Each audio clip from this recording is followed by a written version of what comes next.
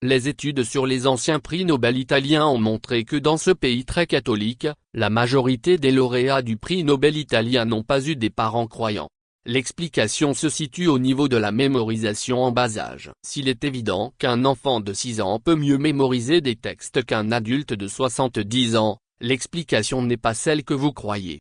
Ce que l'enfant de 6 ans mémorise lui reste dans le cerveau à jamais, quel que soit ce qu'on lui fait mémoriser. Or à 70 ans, l'adulte n'arrive pas à mémoriser aussi facilement, parce que son cerveau procède d'abord à une analyse et une sélection de ce qui convient ou non d'être mémorisé. L'adulte juge et décide si ça vaut la peine ou pas. Et c'est ici que dès 6 ans, la route du futur potentiel prix Nobel se sépare de celle de l'homme commun. À 6 ans, l'enfant du croyant va mémoriser en priorité les prières, et ces prières seront incrustées à jamais dans son cerveau. Au même moment, l'enfant du scientifique va passer son temps à mémoriser les tables de multiplication et des notions scientifiques qui n'entrent en compétition ou en contradiction avec aucune logique mathématique, tout au long de sa vie.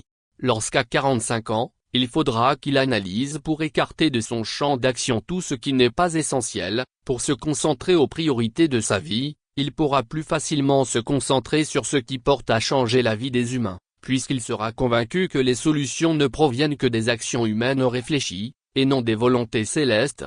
J'ai publié samedi le 5 juin 2021 sur mon mur Facebook une photo me montrant à la plantation et demandant à chacun de moi dire ce qu'il avait fait de son samedi.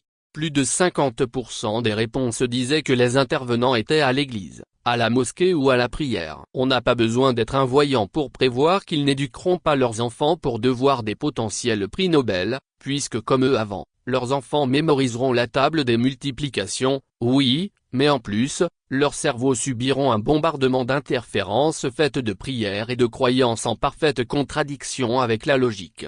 Au final, si à 100 Africains, vous posez la banale question, c'est quoi ta passion? C'est quoi ton passe-temps favori? Je parie que 99 ne sauront pas quoi répondre, parce qu'ils n'en ont pas. Quand le cerveau d'un enfant à 6 ans a mémorisé des dogmes et non exclusivement la logique, à 30, 40, 50 ans, vous aurez des adultes hors sujet, déconnectés de la compétition internationale des intelligences.